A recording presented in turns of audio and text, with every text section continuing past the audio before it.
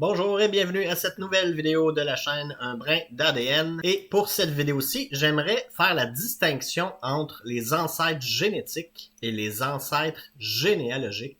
J'avais déjà abordé le sujet dans quelques autres vidéos auparavant, mais j'aimerais avoir le focus sur ce sujet-là dans celle-ci. Je suis tombé sur au moins deux articles, deux sites web qui mentionnent ça. C'est des articles anglophones. Évidemment, je vais traduire ça pour vous et démystifier la chose avec vous. La fameuse image qui faisait partie d'une vidéo précédente, en fait, c'était la vidéo sur les centimorganes et la proximité de l'ancêtre commun. J'avais donc abordé ce genre de graphique-là qui, encore une fois, n'est pas de moi, mais qui provient de ce site web-là. C'est une simulation, en fait, qui démontre le nombre d'ADN selon les générations qui nous restent, là, selon les générations qui passent. Donc, si on regarde brièvement, on est l'individu au centre, donc blanc ici. Évidemment, les ancêtres en bleu sont les ancêtres masculins et en rouge féminins. Et on voit lorsque l'opacité devient de plus en plus pâle, eh bien, c'est la quantité d'ADN, en fait, qui nous reste de ces ancêtres-là. Donc, son père et sa mère, qui sont les deux ancêtres ancêtres. Les deux, je serais pas content d'apprendre ça, mais les deux personnes qui nous ont donné notre ADN directement. Et ensuite, lorsqu'on a les quatre cases ici, bien c'est évidemment nos deux paires de grands-parents, si on veut, donc les grands-parents paternels à droite, les grands-parents maternels à gauche, et ainsi de suite. Donc, on voit que lorsque l'opacité diminue, en fait, c'est des simulations sur quel genre de traces d'ADN on peut avoir de ces individus-là. Et évidemment, comme on voit, plus on monte, eh bien, moins on a d'ADN de gens différents, en fait, si on veut. Donc, en fait, ce qui se passe, c'est que au moins jusqu'à la 7e génération, là, donc c'est la zone en jaune ici, on a généralement l'ADN de chacun de ces ancêtres-là. Évidemment, il y en a qu'on en a un peu moins. Donc, il y a un degré là, une quantité en fait d'ADN ou de centimorganes plutôt là, sur les segments qu'on hérite de ces ancêtres-là, qui sont moins fortes que d'autres, mais généralement, dans ce qu'on voit là, surligné en jaune un peu à l'écran, on a au moins l'ADN de chacun de ces individus-là, mais plus on remonte ensuite dans les générations ultérieures, plus il y a de risques ou de chances en fait qu'on n'ait pas d'ADN du tout des autres personnes. Donc, en fait, c'est ça, l'image provient de ce site-là. C'est un des deux sites là, qui mentionne ce genre de sujet-là. Et il y en a aussi un deuxième. Et en fait, c'est sur le site ici en bas. Donc, l'URL qui est indiqué en bas de l'écran. Donc, ce qu'on voit dans ce tableau-là, en fait, l'article est long. Là, c'est juste une portion que j'ai indiquée ici. Et c'est, encore une fois, des simulations. Donc, sur 10 000 essais, la personne a quand même bien documenté ça. Là, c'est référé à des données vraiment scientifiques, est allé chercher les endroits de recombinaison, là, ce qu'on appelle en anglais les hotspots, où est-ce que généralement les recombinaisons vont avoir lieu. Là, je ne veux pas rentrer dans les détails, là, mais lorsque nos parents nous conçoivent, en fait, là, il y a notre ADN qui est comme généré à ce moment-là, là, et il y a des endroits là, dans les chromosomes là, sur notre ADN. À ce moment-là, l'ADN est mélangé, si on veut. Donc, ce que l'individu a fait ici, c'est de faire 10 000 essais, quand même basés scientifiquement sur ces données-là là, qui proviennent de sites sérieux. Vous pourrez aller voir l'article. Donc, ce qu'il en a déduit ici, on voit que c'est la 6e génération, mais en fait, il part de zéro. Et normalement, lorsqu'on fait un arbre généalogique, la première génération, en fait, c'est pas la génération 0. Donc, soi-même dans un arbre, si on fait notre arbre généalogique, eh bien, nous-mêmes, on est la génération 1. Donc, ici, ça dit 6, mais en fait, on devrait ajouter 1 à chacun, si soi-même, on est la génération 1. Donc, à la 7e génération, on voit que les ancêtres généalogiques, donc si on fait la généalogie papier, si on veut, là, donc on va voir les actes de mariage, de baptême et tout, et on remonte simplement sa généalogie, donc papier. Eh bien, évidemment, ça double à chaque fois, donc 2 parents, 4 grands-parents, 8 arrière-grands-parents, et donc à la génération 7, en théorie, on aurait, on a 64 ancêtres généalogiques. Par contre, génétiquement, ça commence déjà à diminuer, mais si on arrondit, on arrive quand même à 64 ici. Et pour les hommes, c'est sensiblement la même chose. Donc l'exemple précédent, c'était pour les femmes, mais évidemment, il y a des petites nuances là, scientifiquement, là, entre autres des chromosomes XY. Mais c'est sensiblement la même chose quand même. Donc toujours si on arrondit, ça arrondit à 64. Les nuances sont un peu plus bas. Là, ici, il commence à avoir des dizaines de chiffres là, sur les nombres des générations plus grandes. Mais généralement, je ne ferai pas la distinction homme-femme parce que ça se ressemble beaucoup, surtout dans les, disons, 9 ou 10 premières générations. Donc, essentiellement, ce que je veux montrer ici, j'ai réindiqué les générations correctement là, selon une généalogie standard où est-ce que nous sommes la génération 1 et non pas 0. Donc, à la 5e génération, ce qui se passe, c'est que on a toujours un minimum de 16 ancêtres génétiques différents, donc le même nombre d'ancêtres généalogiques. Donc, autrement dit, on a littéralement l'ADN de 16 personnes différentes. Évidemment, s'il n'y a pas de pedigree collapse ou de consanguinité. Là. Donc, si on a vraiment 16 individus différents dans sa généalogie, eh bien, normalement, on aurait aussi de l'ADN de ces 16 personnes différentes-là.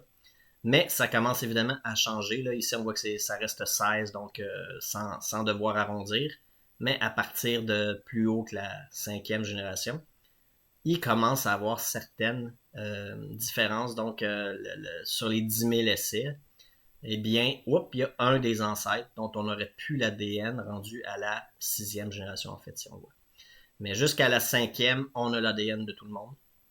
À partir de là, ça se peut que dans les minimums, quelques personnes puissent commencer à perdre l'ADN. Mais par contre, la plupart des essais, le nombre maximum, la plupart des gens, si on arrondit, vont avoir quand même les 32 ancêtres, donc l'ADN de leurs 32 ancêtres à la 6e génération. Même principe ici à la 7e. Et où est-ce que ça commence ici, donc à la 9e génération? Ce qui se passe, c'est la première fois que le nombre maximum d'ancêtres n'est pas le même nombre que généalogique. Donc jusqu'à la 8e génération, il y a le nombre maximum de personnes, donc 128 personnes, même chose que généalogique.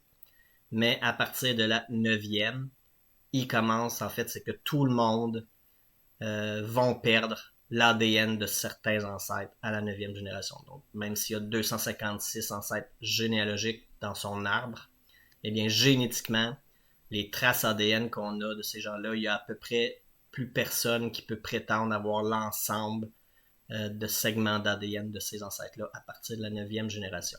Alors qu'avant, c'était le cas. C'est le même nombre d'ancêtres génétiques que généalogiques. Et comme je disais, à la 5e génération, c'est la dernière génération où le nombre minimum de personnes, donc tout le monde peut prétendre avoir des traces d'ADN au niveau de la 5e génération, donc c'est 16 ancêtres, mais ça arrête pour tout le monde vers la 9e génération.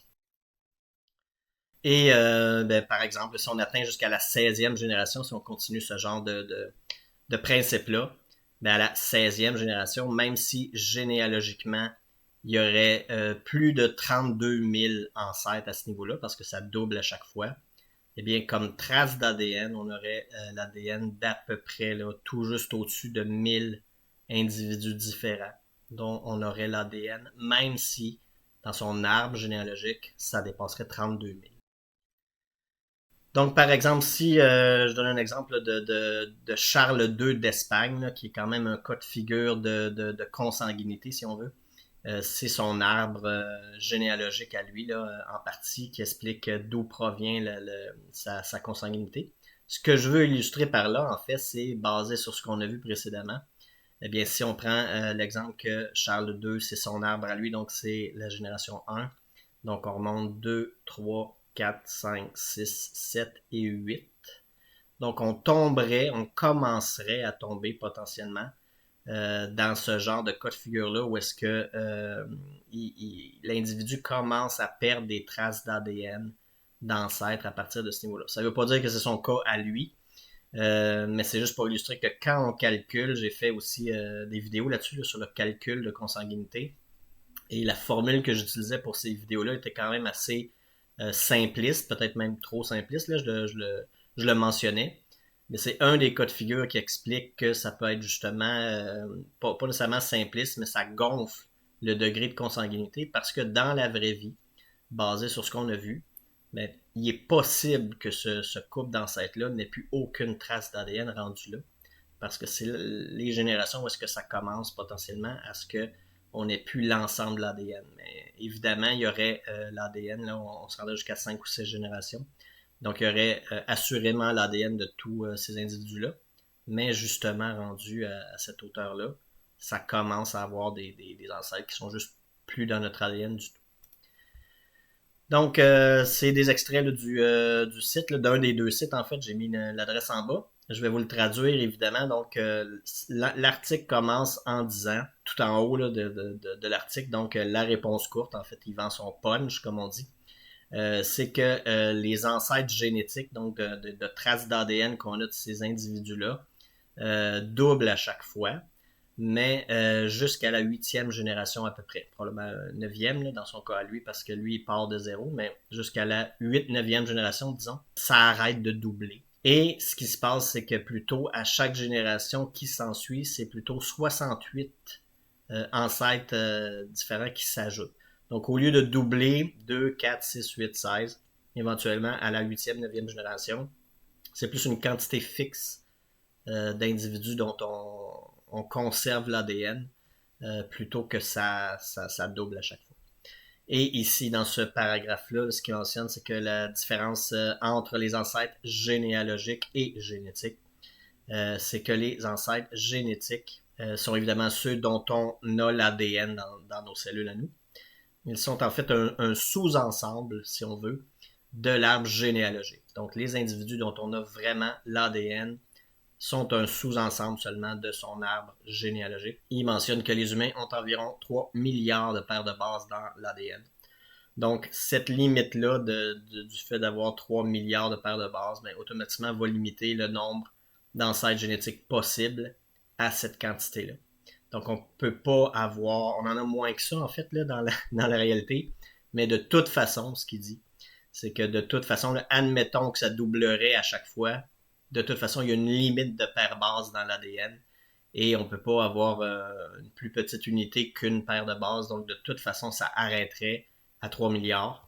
Peu importe jusqu'où on remonte, mais je vous confirme qu'on a moins d'ancêtres que ça. Vous pourrez aller voir une autre vidéo que j'ai fait à ce sujet-là récemment, justement. Et ce qu'il mentionne aussi, c'est qu'il y a les fameux hotspots dont je vous parlais. Donc, en général, il y a à peu près 46 000 endroits plus fréquents où l'ADN va se segmenter là, quand c'est transmis des parents à l'enfant. Il y a environ 46 000 zones, disons, qui sont plus propices à ce que l'ADN se coupe ou se sépare rendu là pour se recombiner. Et toujours sur le même site, mais un peu plus loin dans la page.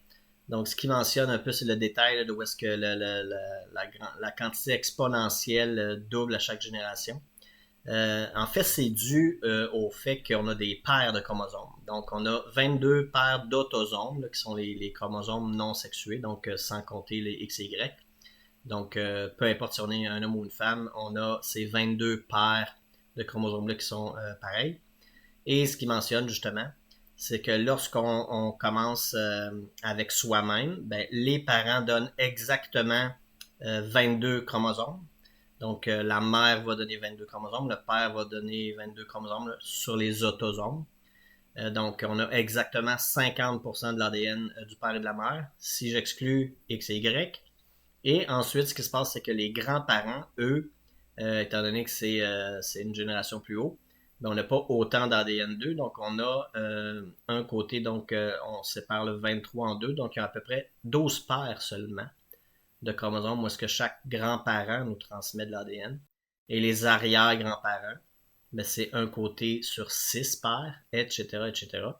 Donc, autrement dit, ce qu'il mentionne, c'est qu'éventuellement, on va hériter seulement d'un côté d'une paire de chromosomes par ancêtre. Donc, sont très très proches de soi, là, les personnes qui nous donnent de l'ADN sur plus d'un chromosome sont quand même très proches de soi, mais éventuellement, là, si on continue de monter, généralement, ce qu'on va avoir par ancêtre, c'est sur un seul côté d'un seul chromosome qui va rester des traces de cet ancêtre-là. Donc c'est là qu'il explique que c'est à partir de là, que la quantité exponentielle là, d'ancêtres génétiques s'arrête à cause de ce phénomène-là. Donc c'est limité par la quantité de chromosomes là, qui est limitée en soi à 22 paires d'autosomes. Toujours si on exclut X et Y. Ça c'est pour montrer un peu, là, je veux pas vous étourdir, là, ça a l'air un peu scientifique, mais c'est pour indiquer, évidemment, il y a 22 autosomes, là, ça arrête à 22, donc il n'y a pas X et Y. Et ce qu'on entend par recombinaison, là, ou ce que les parents donnent, donc l'image qu'on voit présentement, ça serait par exemple, quand un individu là, est créé là, par ses deux parents, ben on voit que, disons, la mère, là, si on prend que ça c'est les paires de chromosomes du côté de la mère, mais ce qu'elle va donner ici, donc la longue tige avec les petites barres bleues, qui sont des SNP, ceci dit, là. Eh bien, probablement que la mère, disons, va donner cette partie-là qui viendrait de sa mère à elle, donc de la grand-mère maternelle, mais la partie ici qui est de l'autre côté viendrait de son père à la mère de l'individu qui est en train d'être créé, donc le grand-père maternel. Et c'est la même chose pour toutes les paires de chromosomes. Donc ça serait à la génération quand l'individu est créé. Bien, la mère, par exemple, pourrait donner ça à son enfant. Donc c'est un mélange d'elle-même ce qu'elle avait de son père et de sa mère à elle, qui sont recombinés ici, donc les événements de recombinaison, pour créer la moitié de l'ADN que la mère donne. Et ça pourrait être quelque chose de similaire que le père donne aussi à l'enfant. Donc ça c'est comme un portrait de ce qu'on hérite, disons, là, d'un parent, ce qui nous donnerait là, du côté de ses parents à lui. Donc on aurait une copie similaire là, de ce qui se passerait pour le père et pour la mère. Donc c'est ce qui explique en fait que pour les grands-parents, donc sur ses grands-parents maternels ou paternels, mais c'est seulement sur un côté des chromosomes à la fois. Donc quand on valide est-ce que j'ai hérité de l'ADN de ma grand-mère maternelle, mais systématiquement, ça va être seulement être d'un seul côté des paires de chromosomes, donc le côté de ma mère. Et ce qui disait éventuellement, ben, si on monte assez haut, ça finit par être sur un seul chromosome, donc on arrête d'être sur les 22 paires, éventuellement sur 12 paires, etc. Ça finit par être sur un seul chromosome, par exemple 6, mais à ce moment-là, c'est cette portion-là qui resterait de l'ancêtre en question. Et éventuellement, mais pourquoi ça arrête de doubler? Mais c'est que cette partie-là finit par être remplacée par un autre ancêtre.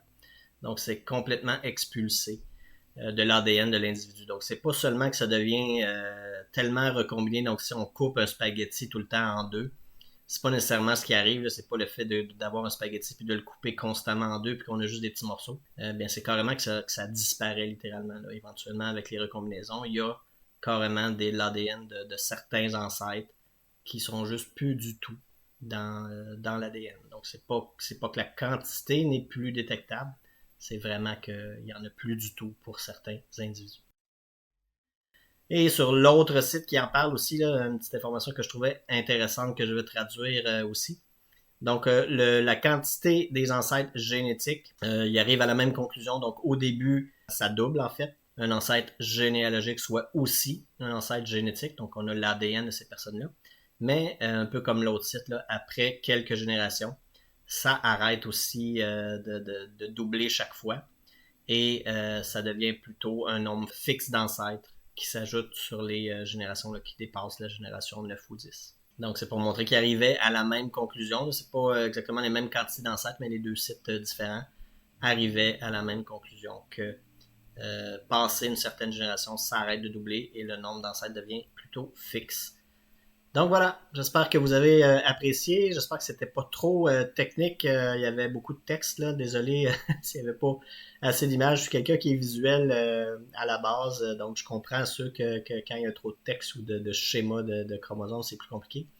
Mais l'essentiel du message, là, c'est de se rappeler qu'on n'a pas l'ADN de tous nos ancêtres éventuellement.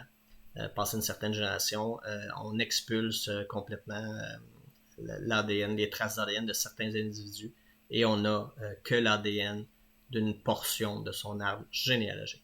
Donc, merci beaucoup pour votre écoute et à la prochaine!